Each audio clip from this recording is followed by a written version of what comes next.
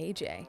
Ooh, oh. Like, if she came out, I take so much inspiration from being around The Miz, because every single thing that he does. Michael Cole called me and he told me what it was and we talked about it. And I say this as someone that she's very mean to, which tells you a lot, I think. Can you ever see yourself getting back in the ring?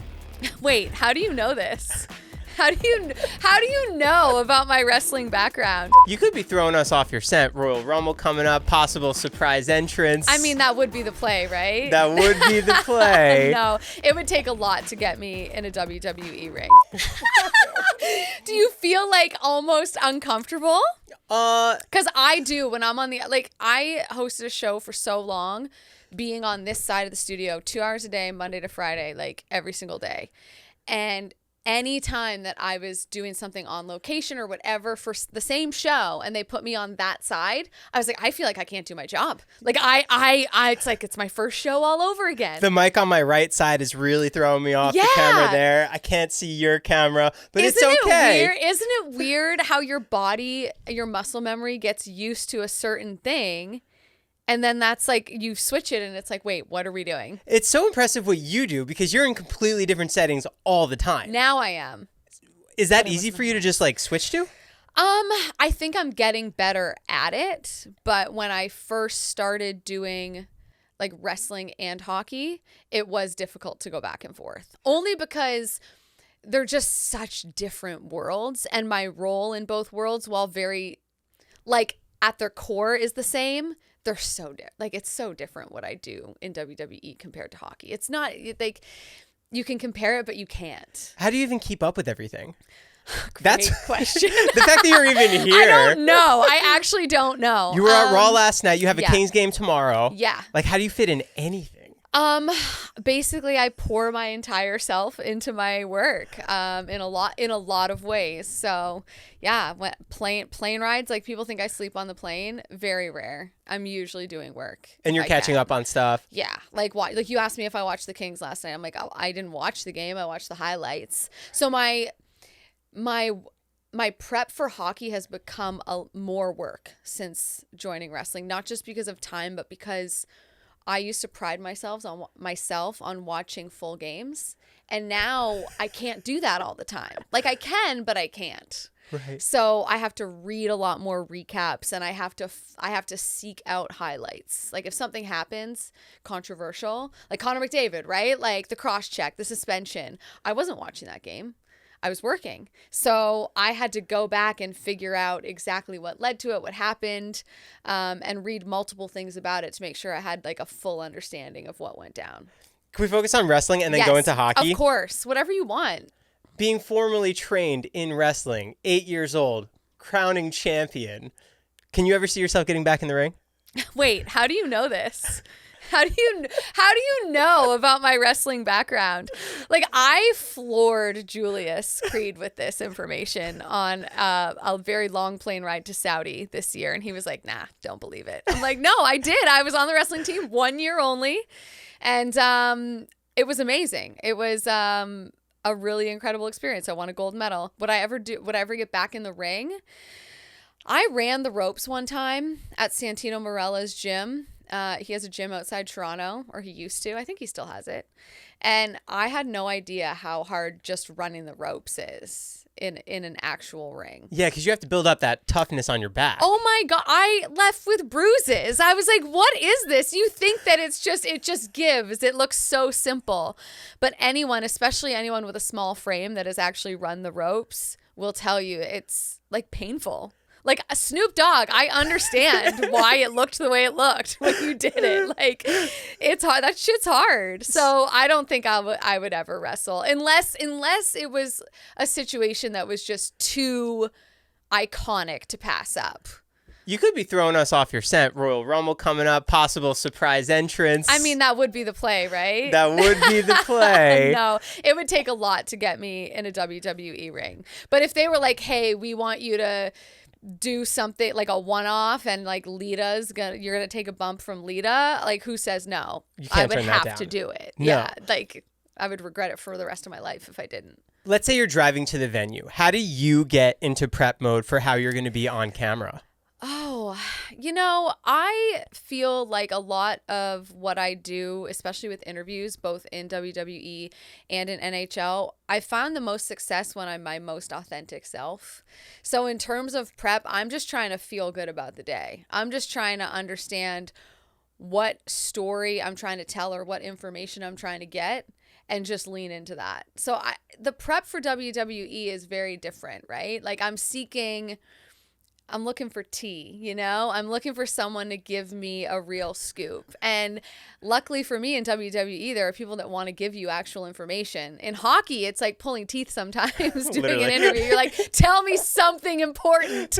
Please don't give me a cliche. Like, I want to know how you actually feel. So one of the things I love about WWE is that I actually get real answers from people, whether I like them or not. Real quick, guys, this episode is sponsored by Via. 2025 is here. New year, new possibilities, new you. Don't let 2024 drag you down. Leave those bad times in the past. Reach new heights with Via. Trusted by over 500,000 happy customers, Via is the Swiss Army knife of wellness. Dedicated to harnessing the natural benefits of hemp to create high-quality wellness products. Whether you're looking to improve sleep, focus, recovery, add a little pep to your step, or just get high, Via has something for you. With products ranging from 0 to 100 milligrams of THC, Via gives you the power to blaze your own trail. They're well renowned for their award-winning THC and THC-free gummies and vapes, THCA flower, soothing topicals, and calming drops. All crafted with the highest quality hemp sourced from trusted, independently owned American farms. Via legally ships to nearly all states in the U.S. in discreet packaging directly to your door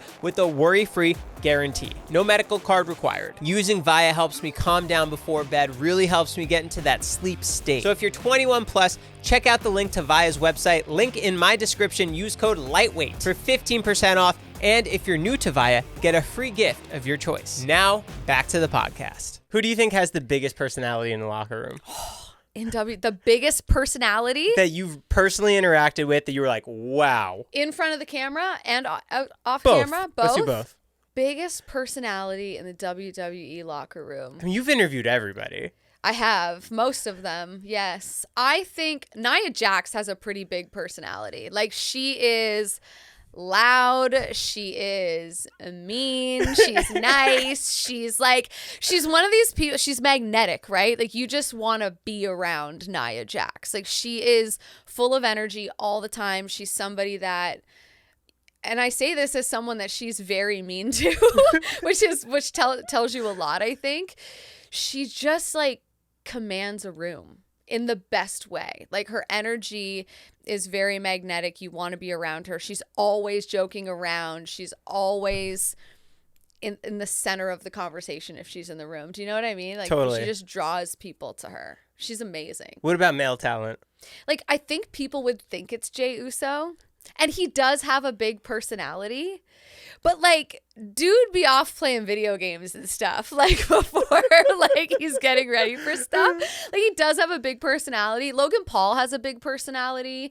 No, it's R-Truth. What am I talking about? It's R-Truth. It's R-Truth or it's The Miz. Like, to me, those guys are always up to something. When you're interviewing these legends, do you ever get in your head of like, I can't believe I'm sitting across from this person right now? Like Triple H, The Rock. Like, you grew up watching this and now you're in it. Yeah. It's crazy. The biggest trip I've had so far was interviewing Triple H, who every time I call him Triple H, I feel almost a little silly because I'm like, you're like the most important suit here, and I'm calling you Triple H. He cut me off at the red carpet. Paul. It was the best. Really? Yeah. Stop. What did he say? I was waiting for my moment to go at the Raw debut at Netflix. Sure. And then finally there's a little gap and my Netflix person brings me up and I'm about to go. And then Triple H and Stephanie come through. I'm like, oh, you guys go. Yeah, you're like, guys, it's all you. You did this. You're like somewhat important. I get it. Probably go. You probably have to be other places. I'll wait. Yeah, the biggest trip I've had, or the most surreal moment, I guess, was interviewing Triple H at the end of the WrestleMania kickoff last year, after the Cody slap. When The Rock comes out, starts dropping F-bombs, and I had no idea. Like, it wasn't like, hey, you're going to interview Paul and this is all going to happen. I wasn't doing anything. I found out halfway through the kickoff, hey, you know what? We think when this is all over, because it's like it's a big deal for us. We think you should interview Hunter afterwards, just about the event, about how it ended, about the excitement for WrestleMania. So I went into that thinking it was just going to be kind of like a capper. And then obviously I saw what went down on stage and I was like, okay, well, there's something to talk about here, clearly.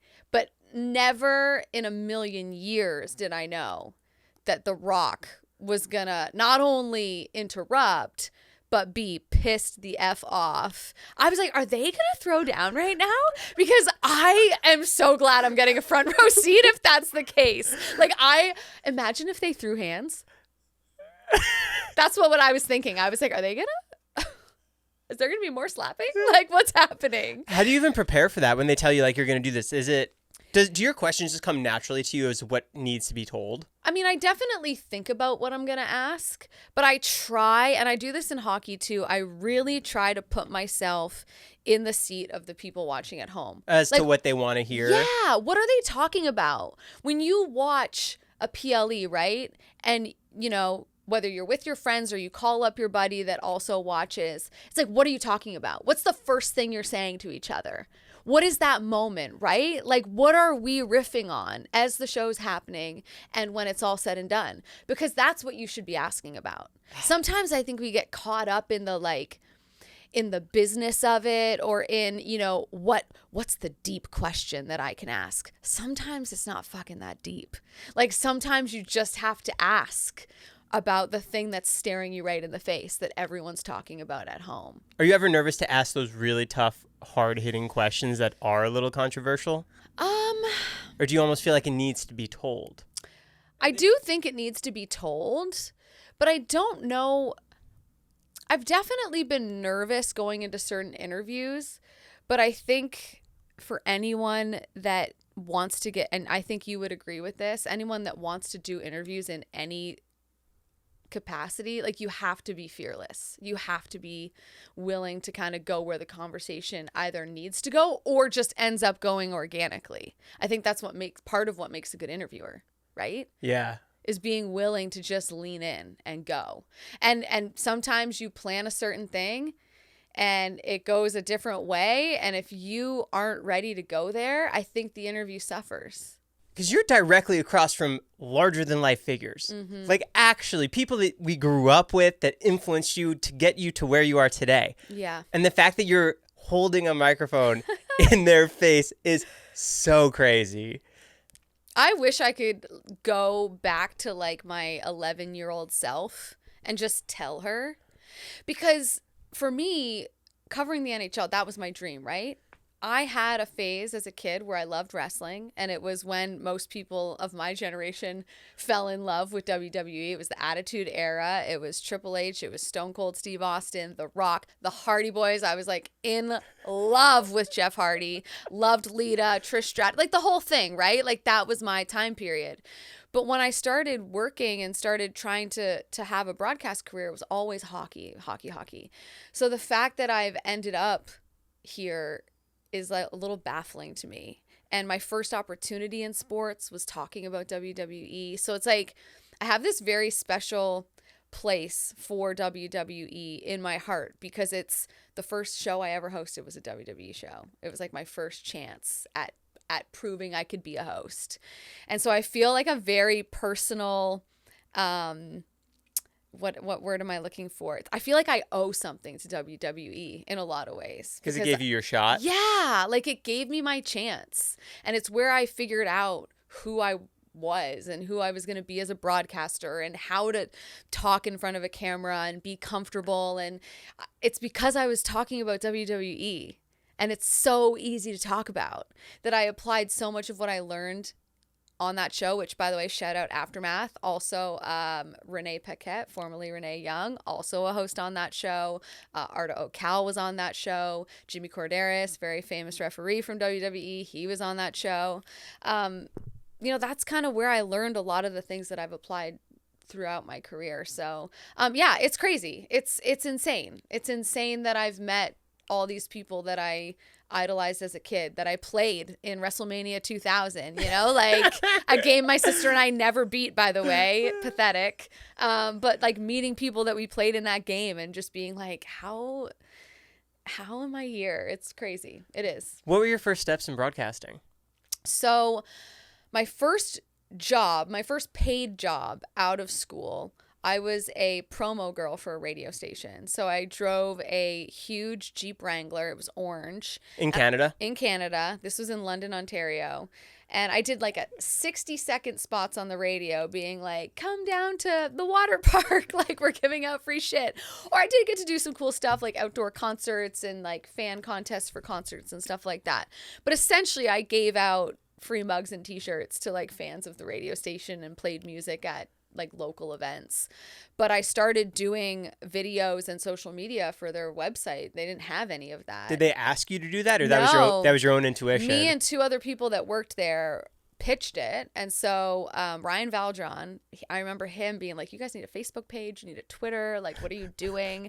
And me and Lauren, who were he was a host, we were out in the field, we were promo girls, and we were like, yeah, we could do videos like on location, we can interview people and we can like capture like what we're doing.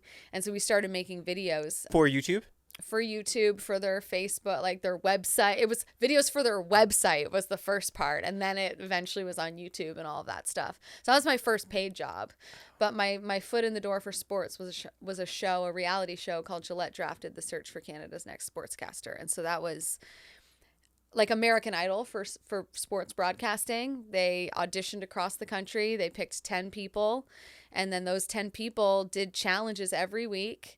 And a panel of judges would eliminate someone every episode. And then the prize at the end was a 1-year contract to work at the Score television network in Toronto.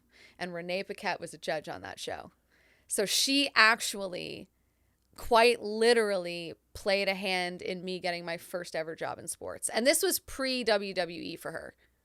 So I worked with her for 1 year, and then she went off to obvious superstardom in the wrestling world. Yeah. So then you win that first place contract. Yeah. What happens after that 1 year is up? They have the option to rehire you? Yeah. And so there was 5 seasons of this show, and the guy that I was on season 3, only female winner ever. No big deal.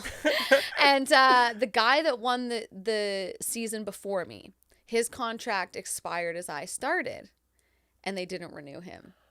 So that was a kick in the ass for me. I was like, oh, this is not a guarantee. I haven't like made it. Like this is, you're going to get a year and let's see what happens. And I did a lot in that first year, mostly cut highlights though. To try and prove yourself? Yeah. Yeah. I wasn't on TV right away though, which was the best thing they ever did for me. They said, you know what? Go cut highlight packs, put highlights together, write scripts for other people, tell stories, watch these games and tell us the story. So I did that for 8 months. It's like the editing room where... Yeah, so you'd have multiple monitors. You'd have a game going live on one. Then you'd have that same game on another one so that you could watch and then be like, oh, goal, clip it, you know, put it into the library, identify it. And then you would tell your writer, okay, you know, take the Austin Matthews goal. We're obviously using it. But can you also grab the turnover in the neutral zone that happened right before, whatever. And then you would just work with the editor to put it all together, but they would do the actual editing. I would just pick the clips that were going to go in. I'd narrow it down to fit to time. Then I'd write the script. At the first, I was giving the script to other people to voice, and then eventually I got to voice highlights and sort of went like that. But I had to do all sports, which I was like, I'm a hockey girl. Like, why are you making me do soccer highlights? Like, I don't know what I'm doing. But I learned a ton. Right. Oh my gosh. I learned so much in that 9 months. It was the best thing they ever did for me. You did ice skating, right? Yeah. Did that lead for your love to hockey? So I always had the love of hockey. Like, I can't even tell you, people will say, like, you know, when did you start watching hockey? I'm like, it was just always there. Like, my dad is a huge hockey fan. So it was always on in our house. It was a part of my environment for as long as I can remember. So the fandom was always there. And they put my sister and I in Learn to Skate, which in Canada, I mean, you're on skates when you're 3 or 4. That's just like... You're born with skates. Common practice, yeah. And for whatever reason, I started with figure skating and my sister started with hockey. And I was a pretty damn good figure skater, I'm not going to lie. But I would watch my sister's tournaments. She was playing boys hockey, and they would go on tournaments, and they'd do all these things. And as the years went by, I started getting really jealous. Like, I wanted to be out there. I was watching the games, and I wanted to be in them. So I remember the day I asked my mother if I could switch from figure skating to hockey. I watched my sister in a tournament semifinal. A girl who was like somehow like 6 feet at the time, even though they were like 10. They weren't even 10 because they were younger than me. So they were like 8. This girl was like, in my mind, she was huge. And she like slashed the goalie, my sister's goalie. And my sister speared this girl to the ground. My sister, who is not tall, not big, small person. Goldberg style? Like, yes, like speared this girl, and all hell breaks loose. And I remember just turning to my mom and being like, I want to play hockey. Like, that looks so fun. And obviously I had gotten into wrestling at that time in my life as well. So it kind of just all came together. And my mom cried. I switched from figure skating to hockey. My mom loved figure skating. So she cried, but she put me in hockey the next year. And then she's got 2 hockey girls. She had 2 girls playing hockey their whole life. Yeah. Hockey, baseball, basketball. I mean, I played everything. I was, my sister and I both, we were active kids. And were you doing stuff on cameras and mics at that time too? Like, did you have your own little Jackie Redmond show back then? I never had my own Jackie Redmond show, but I did at one point maybe want to be a pop star. Naturally. Music videos. Don't we all? You know what? I was always a writer. I always wrote, you know, in journals. I wrote short stories. I wrote poetry, which then turned into like writing songs and stuff, which like I laugh about it and I'm like, oh yeah, it's so lame. But I do think that I've always had a bit of a creative mind or maybe both, like a performative mind a little bit. So I've definitely always loved the attention. I think that's clear. But yeah, I don't know when it started for me, to be honest. So where do you transition? How does the WWE pick you up from NHL? So I had done the show Aftermath, right? So I win the reality show. I cut highlights for like 8 months. The whole time I'm telling anyone that will listen, like, I'm ready. I can be on TV. I can do updates. I can do whatever you need. I can do it. And they're like, you're green. You need more reps. You need practice. Like, you know, all the things that anyone who tries to do this will hear early on. And so the first opportunity I got to host a show was the wrestling show, the WWE Aftermath, which was essentially, for anyone watching, was a show where we just talked about whatever happened on Raw and SmackDown that week. It was as simple as that. It was, we gave wins and fails, we debated certain things, and that was it, you know? And so I did that show in Canada, among other things, for 5 years? 4.5, 5 years. And then I went on I got my dream job covering hockey in the States. I moved to New Jersey, lived in Hoboken and Montclair, like did that whole thing. And I didn't have anything going on in wrestling at that time.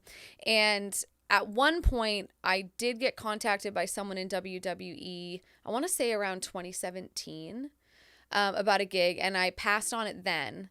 And so I kind of knew that I was on their radar a little bit at one point. And then I just got a call. I got a call from my agent, and he said, how do you feel about WWE? And I go, well, what do you mean? Like, it was so random. And I was like, what is it? It's like, well, they have these shows, Raw Talk and SmackDown. Well, it was Talk and Smack at the time. And they're looking for someone to host them, and it could work. Like, you live in Jersey. They do them in Stamford. You wouldn't have to give up your hockey stuff. Anyways, Michael Cole's going to call you in 10 minutes. I'm not even joking. It was literally like a cold call from my agent. This is what it is. Cole's going to hope you're interested because Michael Cole's calling you in 10 minutes. And I was in Montreal for the Stanley Cup final. I'll never forget. It was Habs Lightning. It was the year the Montreal Canadiens went on that crazy run. They beat my Leafs in the first round after being down 3-1. It was awful. And so Michael Cole called me and he told me what it was, and we talked about it, and he set up a screen test, and the rest is history. I went, I read with Matt Camp, and they hired me. And one screen test, and then it's go to the races? It was one screen test, yeah. Wow. Yeah, we did one, and then, I don't know, like the next day, I think they told us. maybe 2 days later, Michael Cole called me and was like, so you want the job or what? I was like, how am I even talking to Michael Cole right now? This is so weird. Wow. Yeah, So that was surreal too. So then your life goes from New York, New Jersey to fly all over the country? Well, at first I just did the shows in Stamford. So I did 2 years of Raw Talk and SmackDown Lowdown. And I was doing my hockey show 5 days a week. So I was doing literally Monday to Friday. I would host live 4 to 6, talking all things hockey. I would get in my car at 6:05 and I would make the drive up 95 to Stamford, Connecticut, get there. Usually with traffic and everything, by the time I got there, Monday Night Raw was starting. SmackDown was starting by the time I would get there. And I'd sit down, we'd watch and do the next show, and I'd get home at fucking 1:30 in the morning, something like that. Well, no, it wouldn't have been that late. Maybe 12:30. I'd get home, get to bed, get up the next day, do the hockey show. So it was a crazy time. I was doing a lot, but it was amazing. So it was 2 years in Stamford, and then they asked me if I wanted to do backstage, and I was like, who says no? Who says no? What was the first day of backstage like? Terrifying. Like, I am so shy in big groups where there's a bunch of people I don't know. And with WWE, everyone knows each other so well because they've been, even before WWE, they're usually running in the same circles and crossing paths. They're in the indies. They're all yeah. So they all have these like years long, at least acquaintanceship. What do you call it? Like, that's not a word. They've been acquaintances for like a long period at the very least. Right. They know of each other. They know of each other. They've met before, and usually all like have really good relationships, right? So you're coming into a world where you don't come from that world. You don't have any connections and know anybody. The biggest connection I've ever had to WWE was Renee Paquette, and she was gone. So I was like, I don't know anybody. Everyone's larger than life, huge personalities, knows exactly what they're doing. I remember just like kind of standing like in a corner. But luckily, I did have a few people that remembered me from my time in Canada covering wrestling, because I did get sent to some SummerSlams and did some interviews on those circuits. So there was a couple people that remembered me. Natty was one of them. She was amazing. Trish Stratus somehow remembered me. So like there were certain people that sought me out. A lot of the Canadians just knew I was Canadian and were amazing and super nice. But I was honestly, I was terrified. Like it took me at least a month to not be like full-on anxiety before walking in. You get there, you go to the locker room, you start doing all your prep work for what you have to do? I didn't even know what I was doing. I was like, how does this work? Like, I had no clue. I didn't know a fucking thing. And then someone, eventually someone came up to me and said, hey, here's what your assignments are. This is how you just kind of, I don't know if it's still that way with people in the broadcast side coming in, but for me, it felt very much like, all right, you're here, figure it out. Like you're being thrown in the deep end, right? Like there was no dry run. There was no like, hey, why don't you just come watch Kayla do this on a SmackDown and then we'll put you on your first Raw. No, it was just like, hey, you're here. And your first fucking thing is with Cody Rhodes. I was like, what? Out there. I was like, what do you mean out there? In front of the crowd? In front of the crowd, yeah. It was my first. I think that was my first thing. I might have had one pre-tape with Byron Saxton. But like my first show, I was on the ramp with Cody fucking Rhodes. Yeah. It was crazy. And he told the crowd to say hi, Jackie, which was so weird. I was like, he's the best. I love Cody. But I was just like, what is my life right now? Do you have any warm-ups for when you get into...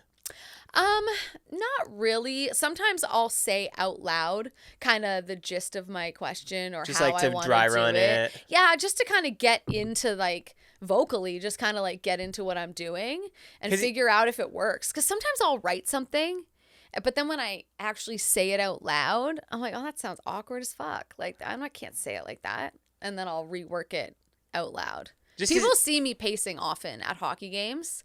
And I'm talking out loud the report that I'm about to do. I wish I was at the Kings game tomorrow. That's what you would see. You would see me like pacing in the Zamboni entrance, just doing my report like to myself. Well, how does the NHL contract work for now? Are you at any game, every game, wherever they send you? So I work for the NHL on TNT. So we do doubleheaders every Wednesday. So we're always in a different place. So I'm in LA this week. In 2 weeks, I'm in Chicago. I'll be in Toronto. Like, I'll just be all over. It just depends what we have that week. And then playoffs, I mean, we're everywhere, every day. You have the craziest schedule. I do, yeah. Where's your base camp right now? I live in Nova Scotia. Yeah. Oh, so you have to come across. I do customs every week. Every week? Every week. Do they know you by now? Yeah. I feel like I have to get the customs people in Nova Scotia like Christmas cards because they see me every week. And you know what? Toronto too, because I connect through there a lot. But it's not that bad. It's not that bad. You get used to it. The customs is fine. It's just the travel days are long. That's the hard part. Right. Yeah. But it's great. I imagine you have like 1 billion miles. I do have a lot of miles. I tell my husband all the time, I'm like, we're not paying for a flight for a long time. We can go anywhere. Yeah. Like that's not a thing for us right now. Where's the best airport? My favorite airport? Yeah. Like, oh, hell yeah, we're going to O'Hare. I do spend a lot of time at O'Hare because it's a hub, right? So it's a good place to connect, depending where we're going. I do like O'Hare, but I'm going to say Newark, which may be controversial. It's the best airport in New York. I hate Newark. You hate Newark? I grew up, I mean, I probably have terrible memories because I was always there. Yeah, but have you been in the new A terminal? Probably not. They have a pliable there. I just remember Christmas time, I had to run all the way down the ramp because they weren't letting cars through. It was bad. Oh my gosh. Yeah, but that could be any airport. I also think I'm biased to Newark because it was my home airport for so long. Right. So I just spent so much time there. I know it like the back of my hand. I like knowing the airport inside out. Right. So I like that airport. Hate Montreal airport, least favorite airport. Just bad. They just don't want to help you. Like that's how Newark really is. No, Newark is great. I stand hard for Newark. What are your favorite recent WWE memories? My favorite recent ones? Yeah. Oh my gosh, I've had a few. I just did an interview with CM Punk on the premiere of Monday Night Raw on Netflix. After the match with Seth, walking up the ramp. I loved that because it felt very sports to me. Like live immediately after the game. Out in the crowd, right? Like it just felt there's like an energy there when you're out in the venue as opposed to backstage. Especially right after that, they're coming out hot off that. And he was coming in hot. Like you could tell he was still feeling the adrenaline from it all, the emotion, right? So I like that stuff. I want to do more of that stuff. I love doing interviews where the crowd is kind of a part of it, right? And this one was not in the ring, it was outside of the ring. So for me, that's one that stands out. WrestleMania was just really cool to be at this year. They all are. My first WrestleMania with the company was the one Stone Cold was at. So like seeing him like crush beers, I was like, oh, my inner 10-year-old is like, what? And I met him for the first time at that one, and I was like, this is crazy. But that was like 4 years ago? That was a while ago. How was the Netflix transition? Was that day craziness? It felt like a WrestleMania. It did. What we all keep saying that backstage. It felt like a WrestleMania. It just had that biggest show of the year feel. It really did. And there were so many people there, so many celebrities, so many WWE legends and superstars. And it was just, that whole day is a blur to me. It's a blur. Are you just walking backstage and you see Taker on his motorcycle? You're like, yeah, like what is this? Like I know a lot of this conversation so far has just been me being like, yeah, I know, what the fuck? Like, but like that is what it's like for me anyways, because it's still so, I've been backstage 1.5 years, but it still feels so new to me. What else do you want to accomplish? Gosh, I don't know. All of it. Are there any like interviews that are on your checklist? I think there's a lot, I'd love to interview John Cena. He's back now, so maybe there's an opportunity for that. I would love to do more sit-down interviews. We're kind of leaning into those a little bit more, like long-form ones. We do them on the Countdown shows a lot. I've got one with CM Punk coming up for the Rumble, which is very good. So I'd like to do more of that. I think John Cena, I think for me, like I go back to a lot of people that I watched growing up watching wrestling. So like even Stone Cold Steve Austin, like I know we get a lot of him like with the podcast and he just came back recently, but I would love to shoot the shit with him. I would love to shoot the shit with him and then just bring in another random wrestler and just that he used to go out with. No, like someone new and just see like how it would go. Like what would happen if it was like me, Stone Cold Steve Austin, and I don't know, fucking Grayson Waller for 20 minutes. Round like, what table. happens? Round table. What do we talk about? Where do we go? What do we do? How does Grayson insult Stone Cold? Like, what happened? You know what I mean? Like, where does it go? I would love something like that. What do you think is going to happen for John Cena's retirement tour? Everything. I don't know. I don't know what to expect. I hope though, I hope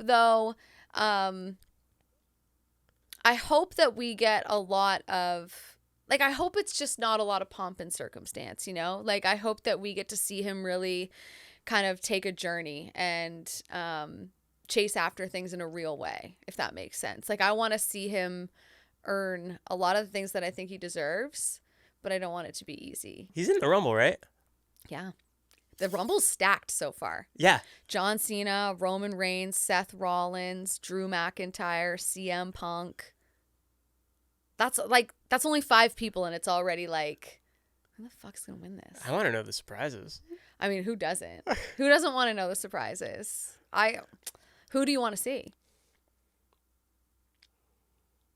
Like, who would you pop for? I mean, when I heard Taker's music, I looked at my wife and I screamed like, "Oh shit!" Like, that whole ending was insane. But honestly, even seeing The Rock come in would be sick. I think you would. Yeah, you hear that? Wouldn't. If you smell.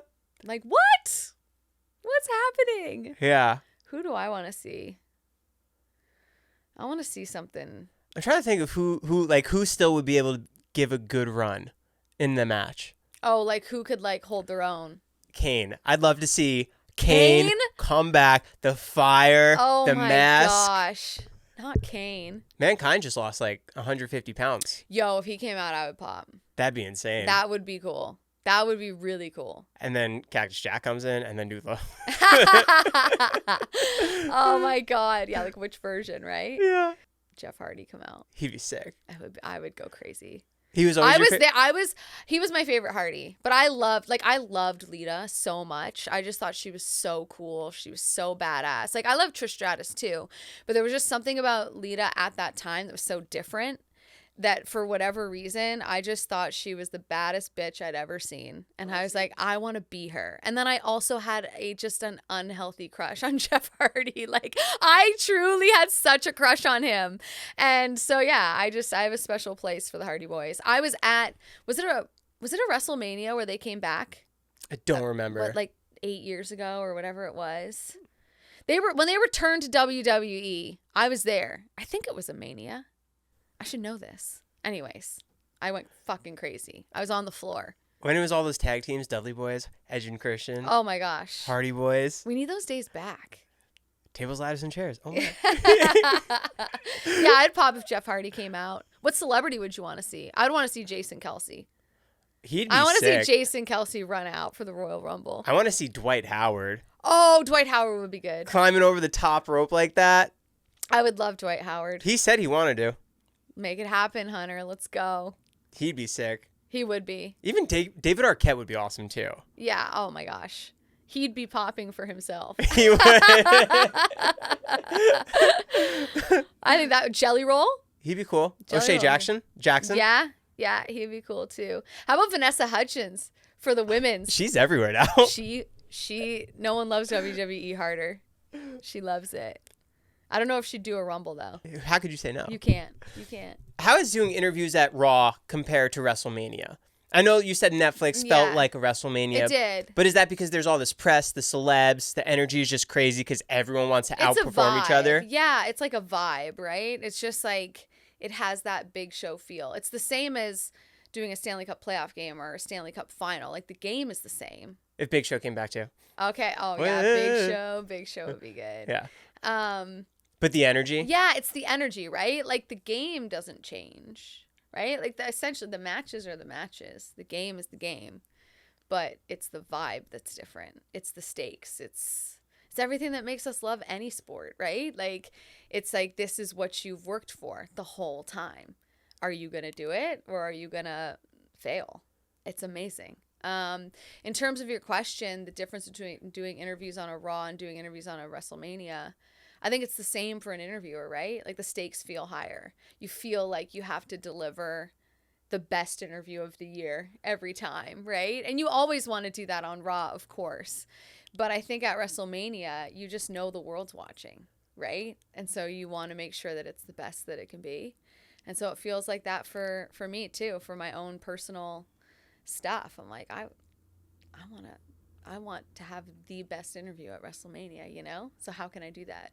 How can we make that happen? But it's also hard to get interviews at WrestleMania because it's so crazy. Now, you know who needs to come out for the Women's Rumble? Trish? Well, I mean, yeah, I would be obviously fellow Canadian. I would be so pumped. But you know who the place would erupt for? Like erupt. Who? AJ. Ooh, oh. Like if she came out, oh my God, show stealer. I feel like that's all anyone would be talking about. This would be the year. What could top it?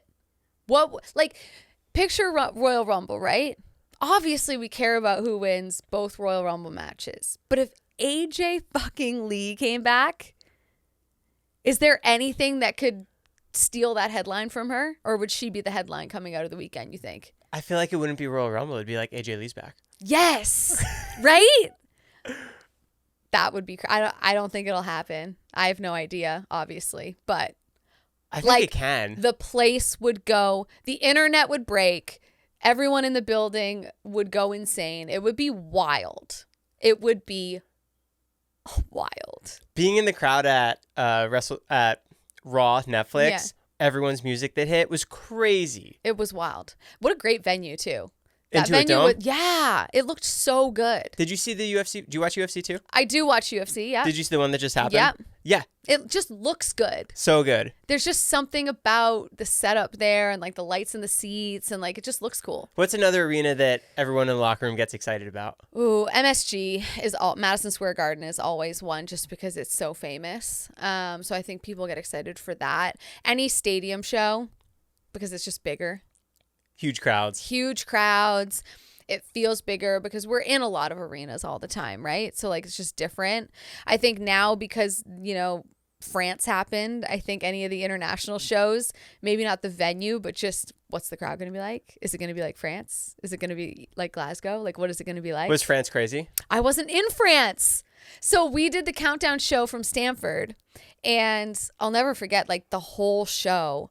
I was just like, it's so loud. Like I could not hear in my ear like what anyone was saying. And that's from Stanford. So I remember throwing to Byron Saxton. He was ringside doing a report before the event. And we couldn't even hear what he was saying. It was so loud.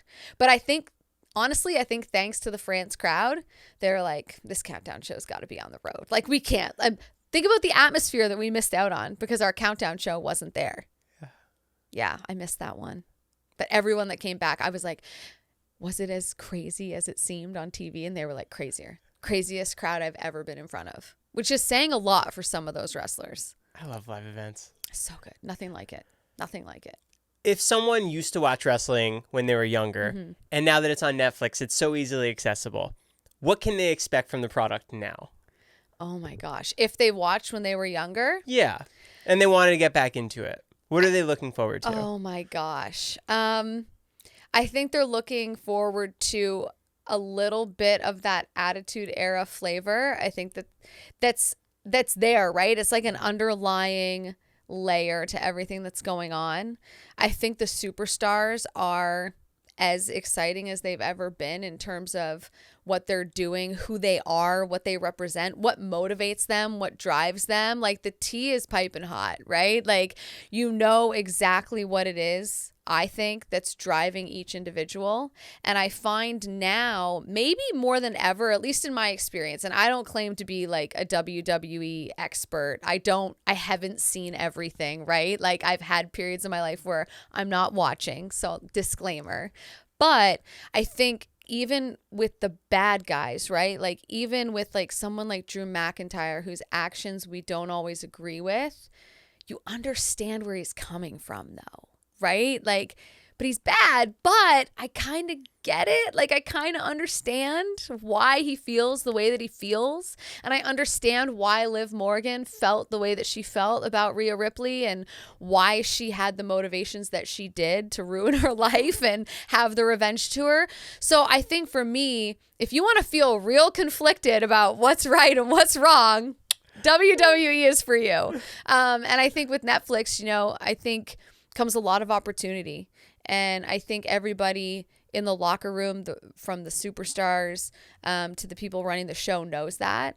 And I think that maybe, at least, I mean, my experience is very short, but it feels like everyone's as motivated as they've ever been and want to make it the best show that they've ever had. And I think that they're on their way to doing that. I think that they understand the scope of what's happening. Like, Netflix is the biggest thing to happen in professional wrestling ever. Do you feel that shift? Yeah. And then you ask someone like Paul Heyman, right? Like, I went up to Paul, because again, right? Like, I am not a WWE expert. I haven't watched my whole life. I don't understand all the history, right? Like, I'm learning more and more about the history of WWE as I go, but you'll never replace a lifetime of it, right?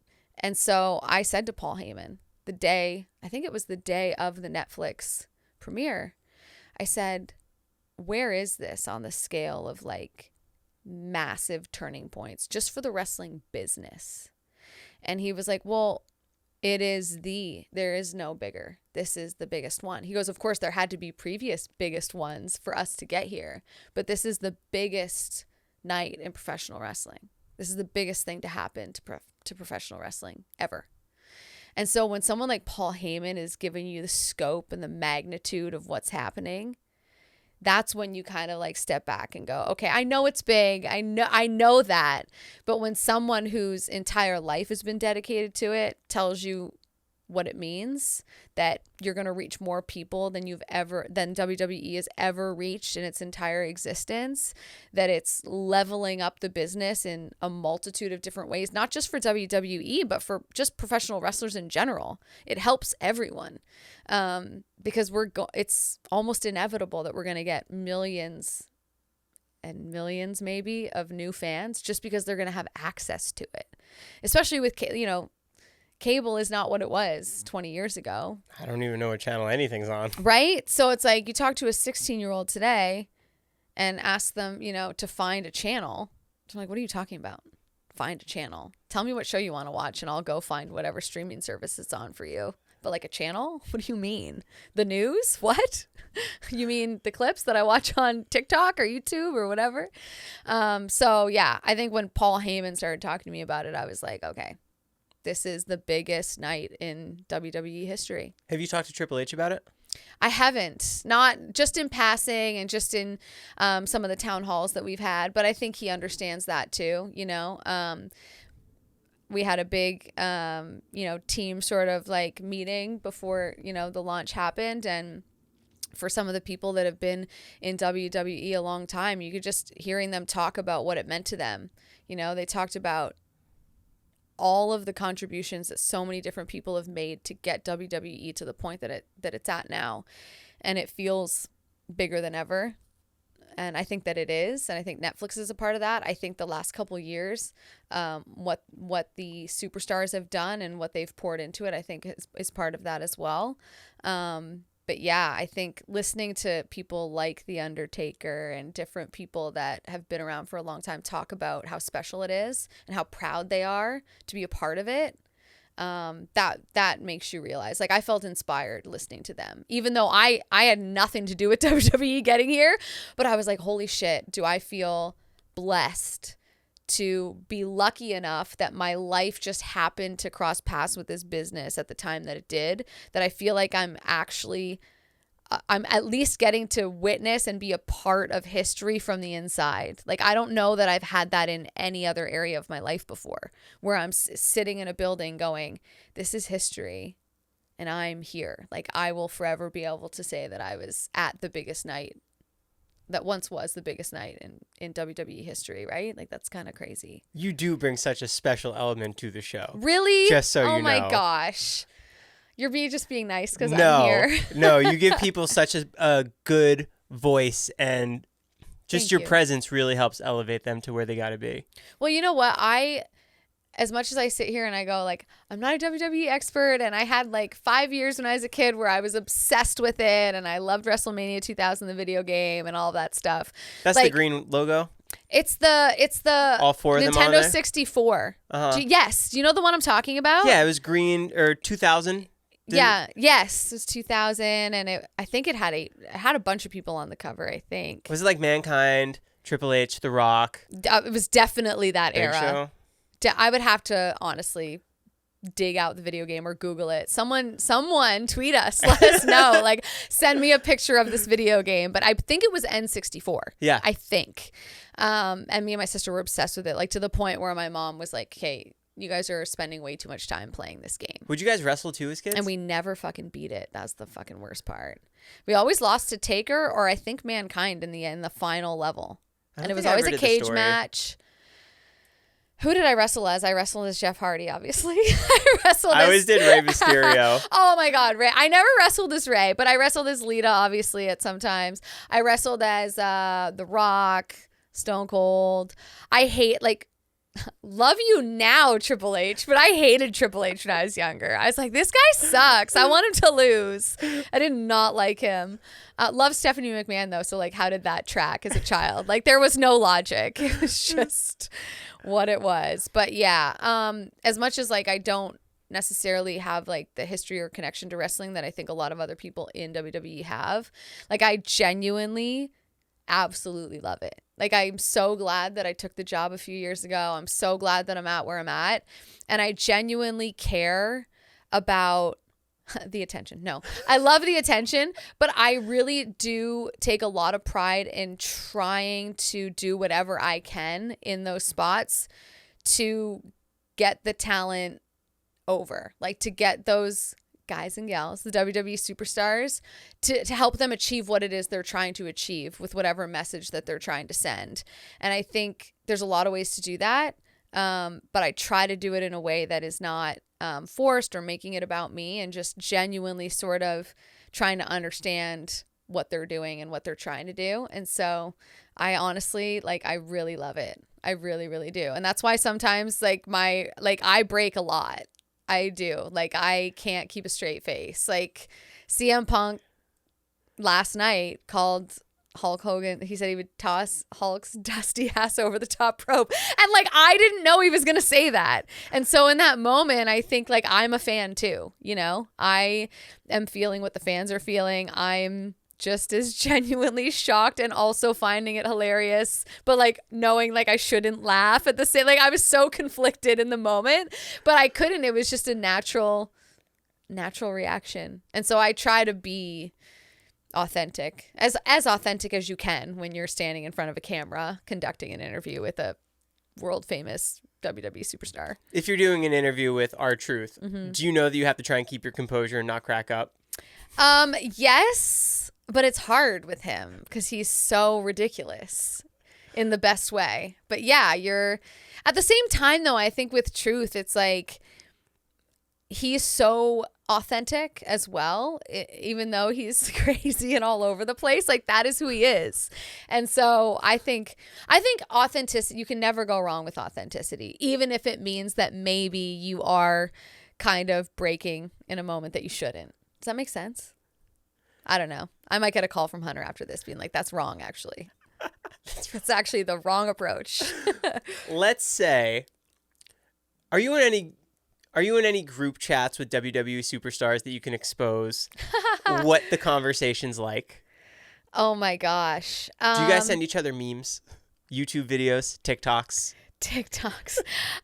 No, a lot of my chats with WWE superstars, I mean, depends on the person. It's a lot of hockey, right? Like me and Punk, we message about hockey usually. Or like if I see a clip that I think he'll think is funny that's hockey related, like that's what that would be about. I talked to Braun Breaker about pickleball, Nia Jax, pickleball, Julius, pickleball. Like I talk about pickleball a lot. So yeah, I think it's like anything, right? Like the same as you would chat with your friends or your coworkers or whatever.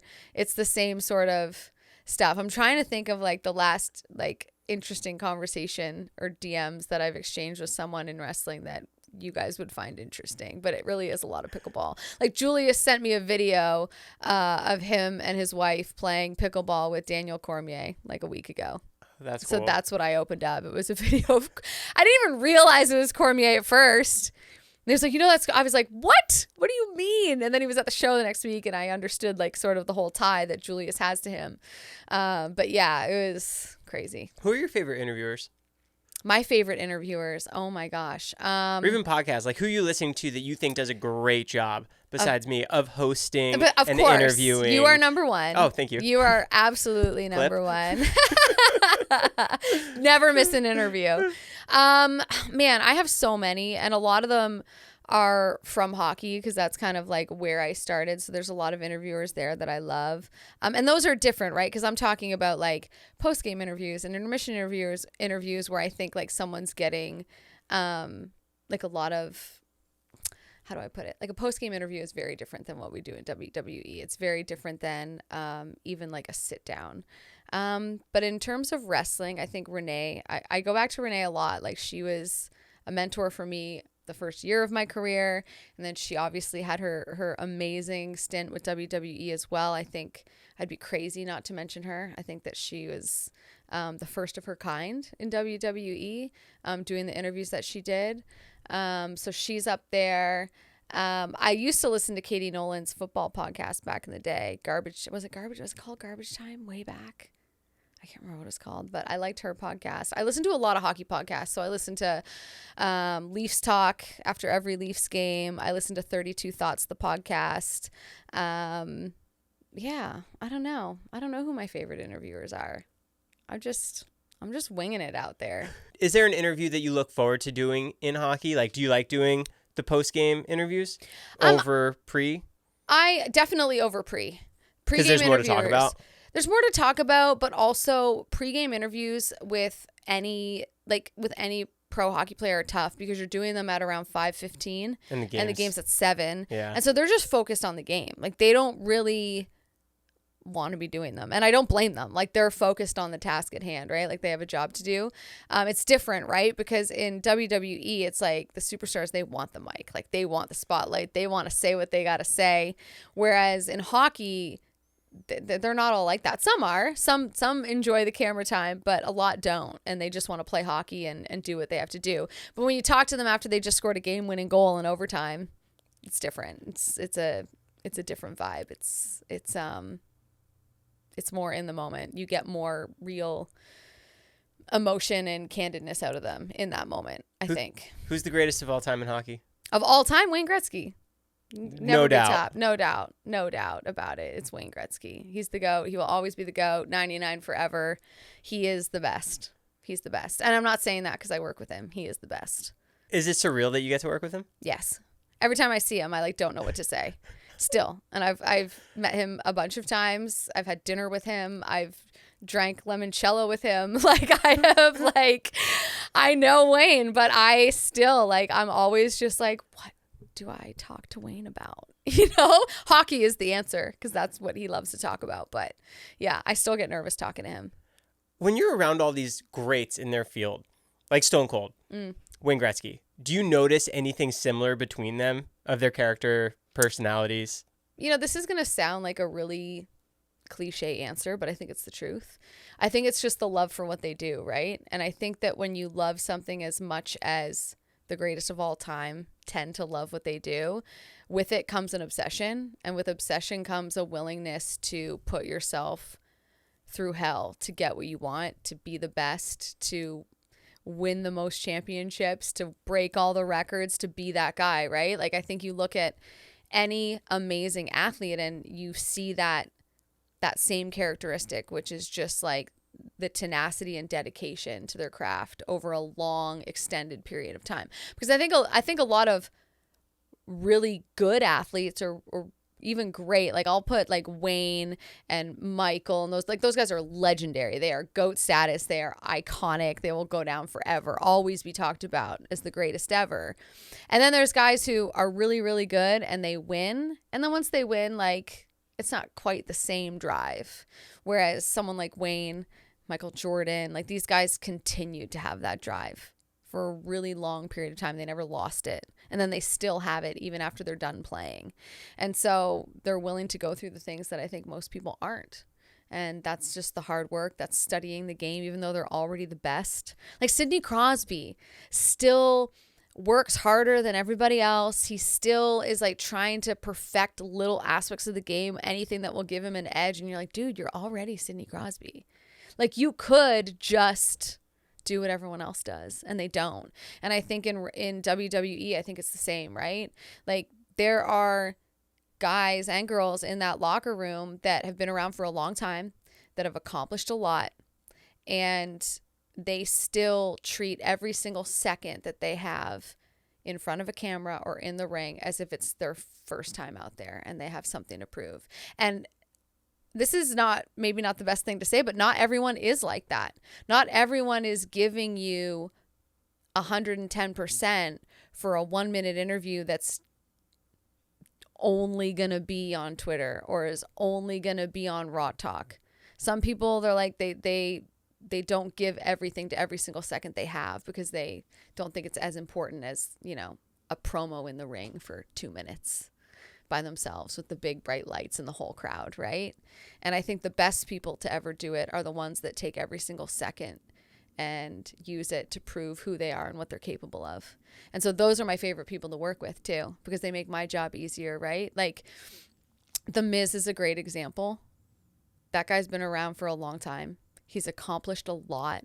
I've never told him this to his face, but I guess I'll say it here. Like I take so much inspiration from being around The Miz, because every single thing that he does, doesn't matter if it's for the US audience, the international audience, the digital audience, the actual show, YouTube, a random student could be somehow get access to Monday Night Raw and be backstage and do an interview with The Miz, and he would treat it like someone from the freaking New York Times is there interviewing him. Like he is that dedicated to every single second that he puts into anything that he says, anything that he does, and every match that he has. And I personally think I'm better from seeing that up close and being like, you could just probably half-ass it and you would still have a great end, whatever's left of your career and be amazing and still have all your accolades. But like even now, every single thing that he does, and I'm not exaggerating, he puts everything he has into it. And so how do you not respect someone like that? How do you show up to work? No, and there's other guys like that too, right? Like I think Seth Rollins is like that. I think CM Punk is like that, right? And how can I show up to work and not give even though I might be asking one question that night, I better make the best damn fucking 20 seconds that I've ever done. Because if they're doing all of that, how can I not ask more of myself? And so I find that like there's nothing that inspires me more than that. It's really like, it's amazing. People like that are so important because they really raise the bar and bring the best out of everybody. They show you that, and I keep going back to The Miz, and he is probably one of the biggest people that does this, is that they just show you that every single thing that you do is an opportunity, and to not treat it as such would be insane. And so I try to embody that now, because I think it's incredible. The Miz makes fun of me all the time, so I hate that I'm even saying this right now. But it's true. Like I've been really inspired just watching how he works. Is there anyone else that really you're able to pick up stuff from? Oh my gosh. So many. I've learned so much at WWE just from being around people. Paul Heyman is somebody that I go to a lot, just to ask advice, whether it's the history of a match, a person, what I'm doing. I love getting feedback from him because he'll be very honest. Of how you can improve? Yeah. Things that I'm doing, the way that I'm doing it, that sort of thing. And he's been very kind to me in giving me that feedback, especially early on, because I didn't know what I was doing, right? Like I showed up, I had no idea. People think like, oh, you do interviews in hockey and you just do them in WWE, but it's not the so same. Different. It's so different. Do you ever watch yourself back? Mm-hmm. Unfortunately. Yeah. I hate it. I don't like it at all. Even in NHL stuff? Yeah. Yeah. I watched myself back a lot when I first started. because I had a mentor that told me you have to watch everything because it's the only way you're going to see all of the icks. It's the only way you're going to see all the awkward stuff and be able to stop doing it.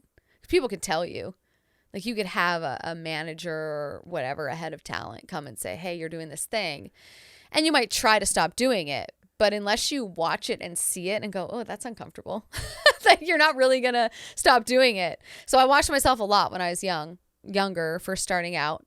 And I still watch a lot of my stuff back now. But I don't like it. I don't like it. It makes me uncomfortable. It does. But it does help.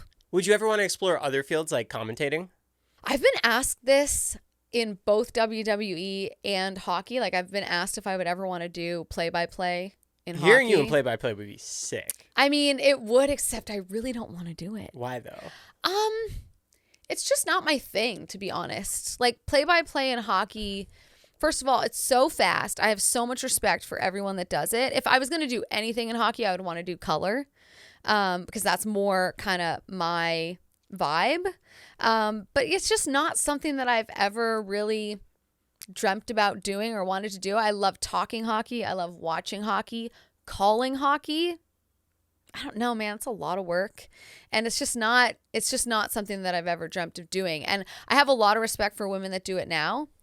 But I also am like very much the type of person, I'm not going to do something just because someone offers me the chance to do it. I has to come from a genuine place. Otherwise, I'm going to fall flat on my face. Right. Yeah. You want that passion. I just can't fake it. I just can't. And so for me, play-by-play just isn't it. Now, WWE commentating, I think is a different ball game because it's a lot more storytelling.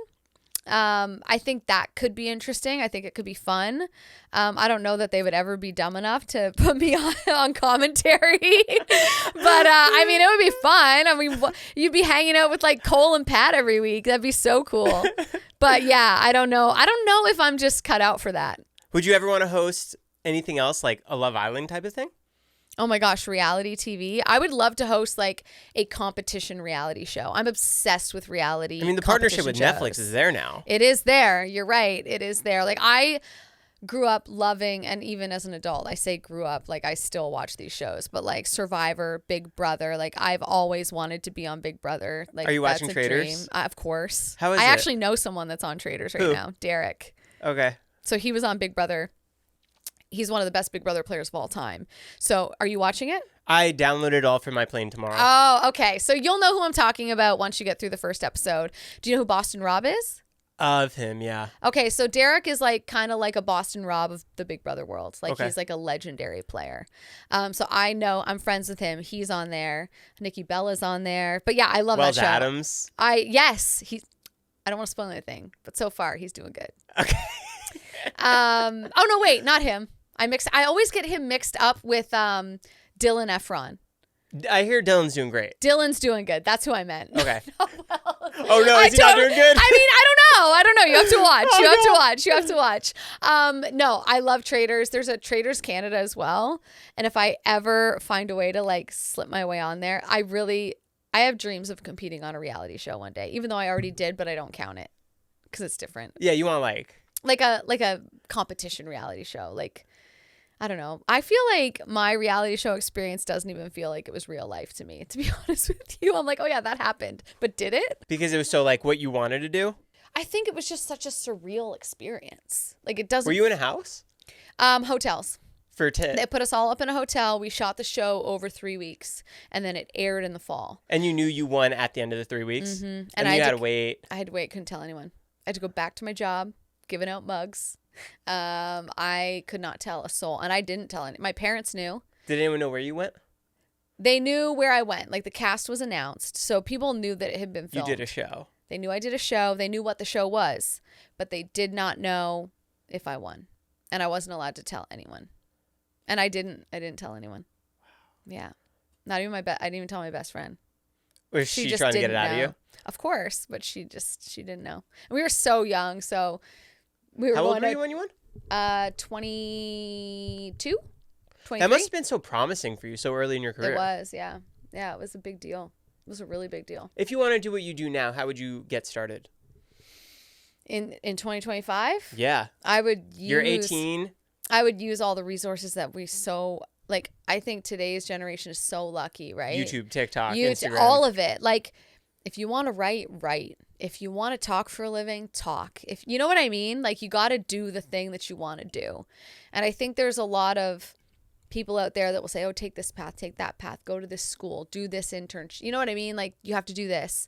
There's no right path. We all get where we're going in very different ways for very different reasons. And at the end of the day, I have always believed that you just need one person in the right position to believe in you, and you will get an opportunity. So how do you make that happen? You have to put yourself out there. You have to be willing to be seen before anybody wants to see you. No you one's know just what gonna I give mean? it to you if you're not doing the work. No. And like, if you're a writer, why aren't you writing? Like, if you want to write, why aren't you writing? Just because no one's reading? That doesn't make sense. Like, if you want to write books, start writing. Get your work out. Write articles. You know what I mean? Like, you have to start doing something. And luckily for 18-year-olds today, they have so many ways to get their work out there. And while it is maybe oversaturated and there's a ton because everyone has access to the internet, well, most people have access to the internet, it's more competitive. But I think it's an amazing opportunity. The best will rise.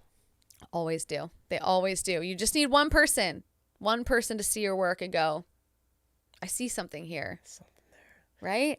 Can we fire through some fan questions? Of course. I feel like I've been a shitty interview so far. What? No. Really? I don't know. Okay. Yeah. If you say so. Oh, okay. I followed her career since she was on Sportsnet in Canada. Okay. She seems to handle OG. seems to handle everything with such grace, humility, and humor. What's been the biggest adjustment for her from moving from Canadian sports broadcasting to covering sports in the U.S.? Ooh, the Canada to U.S. transition. When I first got to NHL Network, I got criticized for my accent a lot. My Canadian accent, yeah. From who? Like audience? Just fans on Twitter and stuff. But the hardest transition, that's a good question. You know what it is? I'll be totally honest. Growing up in Canada, and it's different. Again, it's different now because of the internet and the way we consume highlights. But even 15 years ago, I was watching Sportsnet in the morning. I was watching the highlight shows in Canada. And what the highlight shows in Canada show you are how the Canadian teams are doing for the most part. Unless there's a big name Canadian player playing for an American team, they might give you their highlights. But so for me, what I realized coming to the States and covering hockey that way was that I had a lot to like sort of catch up on with other teams in the league. Like, I've always known the league and I've always been an avid hockey follower, but it was very Canadian based and division based. So like, I'm a Leafs fan, so of course I followed their division the most, right? Like, I knew the most about them. And so when I came over, I was like, oh wait, like, people actually, I did a 2-hour hockey show every day. It's like, there's actually people out there that they want me to talk about the Coyotes. So I need to know what's going on with the Coyotes. You know, it's like the audience is so much bigger and there's so much more that people want to hear about as opposed to just the 7 teams in Canada. Like when I'm working at Sportsnet, I could get away with, if I had a really crazy week, I just had to know what the Canadian teams were doing. Right. I didn't have to know necessarily what was going on with like Troy Terry and the Ducks. Unless they were coming in to play Montreal or Toronto or whatever, it wasn't really like, it wasn't the leading story, that's for sure. So I think that was the biggest adjustment, going, oh, I have a lot more work to do now, a lot more games to watch, a lot more sort of articles to read, making sure that I am actually covering the entire league and giving it its due. It made me a better broadcaster. It made me a better hockey fan, to be honest with you, because that 6-7 years doing that show, there was nothing I didn't know. I knew it all. And I say that with total confidence. Is Tim Hortons way of life? What's that? Is Tim Hortons a way of life? It is for most Canadians. It isn't for me. No, not for you? They might disown me for saying this. Tim Hortons is overrated. Oh, wow. It is. The donuts are great. The coffee, it's mid, man. It's mid. Growing up, was America like a big pop culture influence? Like our music, our yeah, TV. for sure. I mean, musically, entertainment-wise, definitely.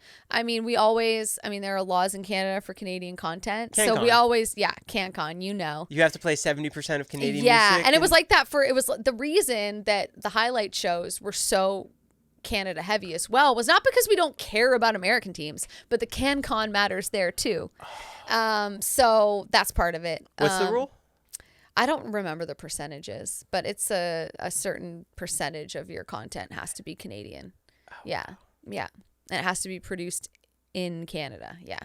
So for that reason, you know, we always knew who the big, like if someone was big in pop culture and they were from Canada, it was like we had to just pump their tires like crazy. So, but yes, there was still an American influence for sure. Yeah. For sure. Yeah. Ask her how she squashed her beef with Cathy Kelley. Oh my gosh, people love this beef. They do.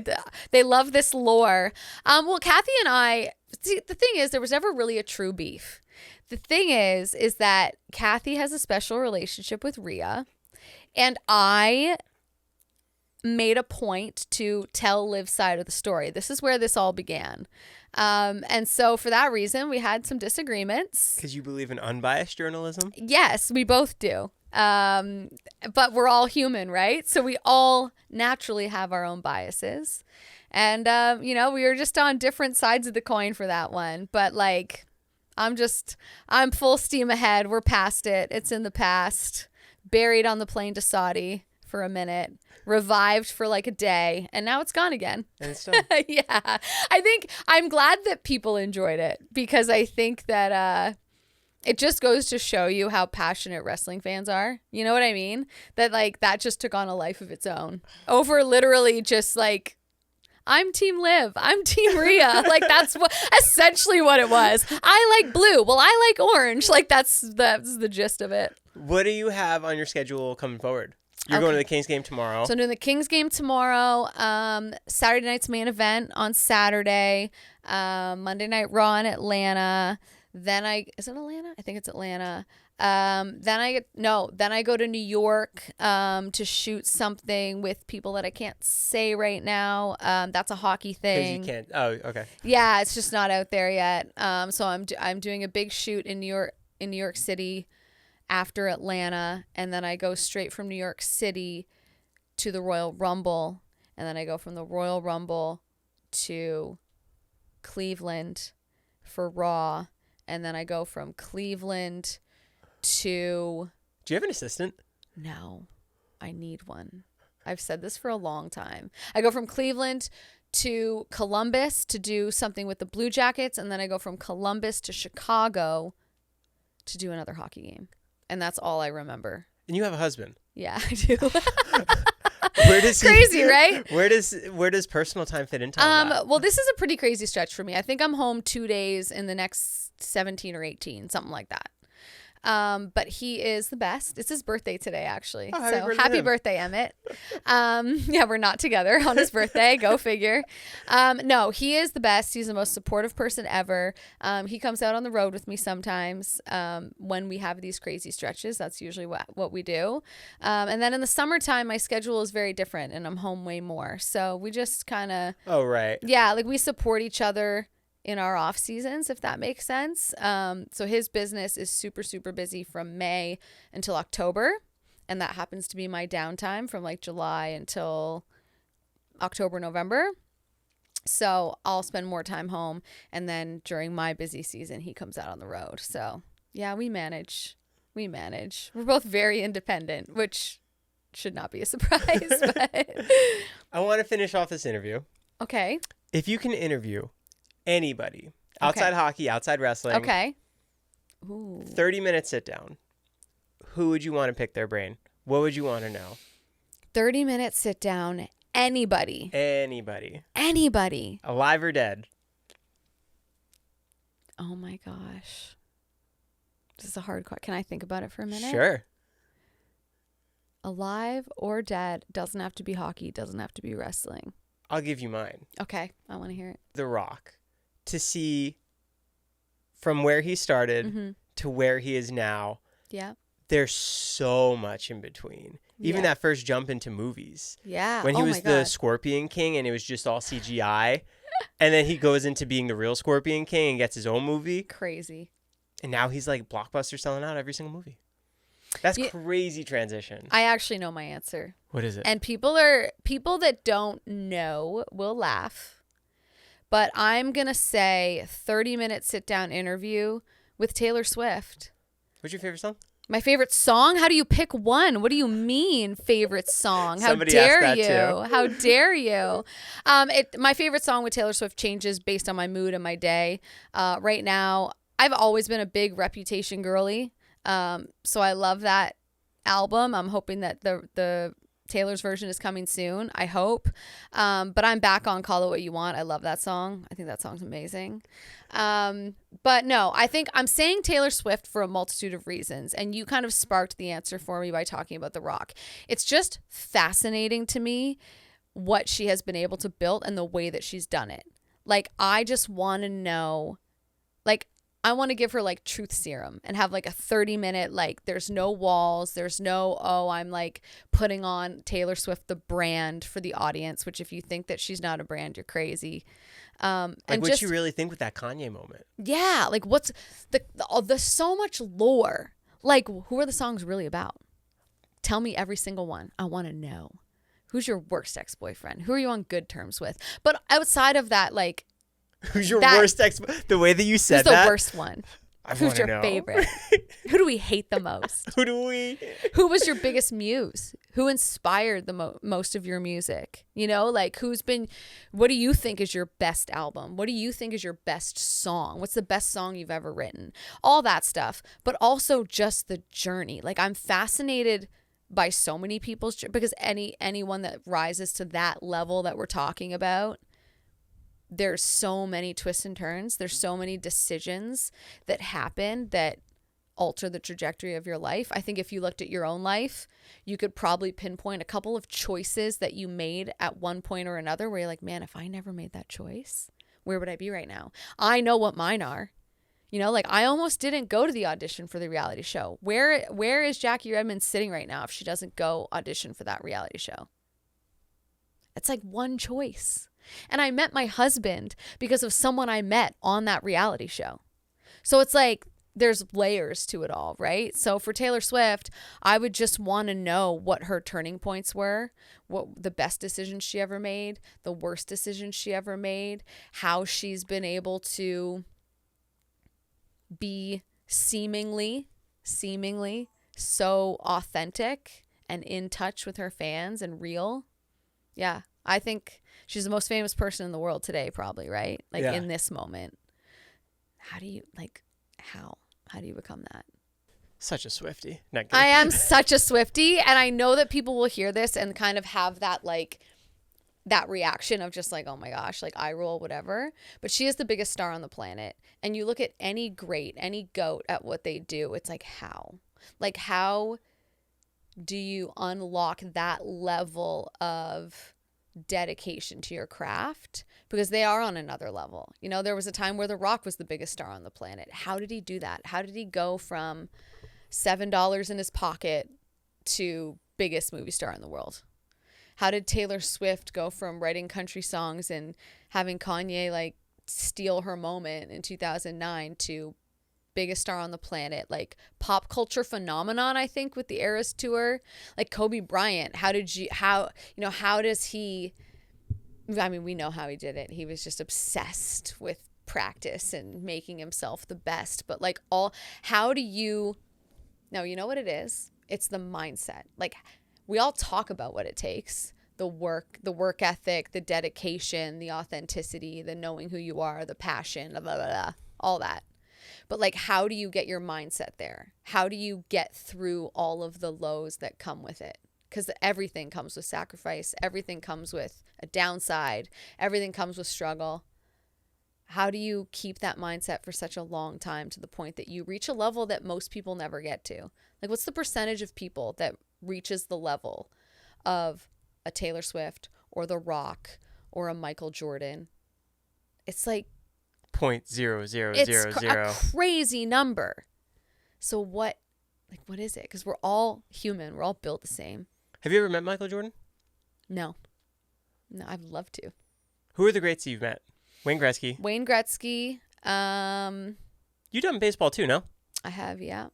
You ever do basketball? Very briefly. Very, very briefly. And I was in Canada. So when I lived in Toronto, that's when I did all sports outside of hockey. Would that be Vince Carter then? No, I'm talking about the Blue Jays. Right. Joe Carter, touch 'em all, Joe, home run. But I did meet Vince. I've met Vince Carter before. Yeah. Yeah. Who are the other greats that I've met? The Rock. Wayne Gretzky, Bobby Orr. I mean, I've met a lot of the greats in hockey. Yeah. A lot of them. Because that's what I've spent most of my sports career doing, right? When you're interviewing The Rock, is it like crazy? Yeah. It's the aura. Like he has so much aura. It's like, and he's huge and he's intimidating, but he's so nice. I actually remember the first time I interviewed The Rock. It was before I was with WWE.